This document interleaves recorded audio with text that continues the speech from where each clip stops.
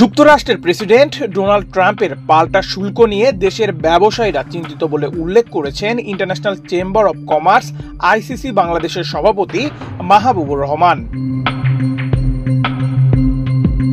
রাজধানীর বনানীতে সোমবার একটি হোটেলে আয়োজিত এক সংবাদ সম্মেলনে এ কথা বলেন আইসিসি বাংলাদেশের সভাপতি মাহবুবুর রহমান। এ সময় তিনি সরকারকে এ বিষয়ে একটি স্ট্রাক ফোর্স গঠন করার আহ্বান জানান। টাস্ক ফোর্স গঠন, বাণিজ্য মন্ত্রণালয়ের অধীনে রপ্তানিকারক, আমদানিকারক, রপ্তানি উন্নয়ন ব্যুরো এবং কাস্টম কর্মকর্তাদের নিয়ে একটি টাস্ক ফোর্স গঠন করা আমার মনে হয় সময়ের দাবি। এই টিম বাংলাদেশ আমেরিকা বাণিজ্যের প্রবণতা পর্যবেক্ষণ করবে এবং বাণিজ্য ঘাটতি কমানোর উপায় খুঁজবে। তো এই জিনিসগুলো টোটাল অলরেডি আমেরিকাতে বিভিন্ন স্টেটে বিভিন্ন আন্দোলন শুরু হয়ে গেছে এবং সেখানে অনেকে ট্রাম্পের রেজিগনেশনও চাইতেছে, করতেছে, এবং এটা কখনো হইতে পারবে না।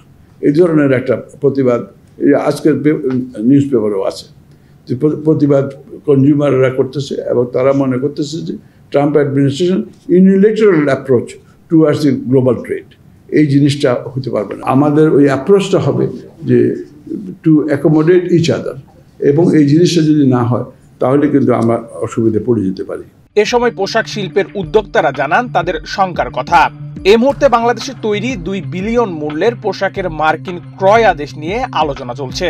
ট্রাম্পের নতুন সিদ্ধান্তের কারণে এই ক্রয় আদেশের বিপরীতে ৭৫ থেকে ৮০ কোটি ডলার শুল্ক বেশি দিতে হবে।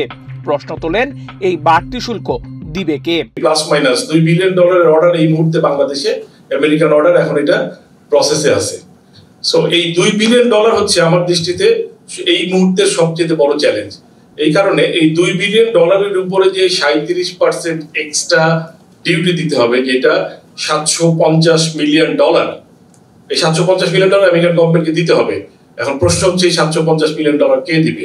মার্কিন পণ্য আমদানিতে শুল্ক কমালে বাংলাদেশি সুবিধা পাবে বলেও মনে করেন আন্তর্জাতিক বাণিজ্য সংস্থা আইসিসি। নেহাল আহমেদ প্রান্ত, বাংলাদেশ প্রতিদিন।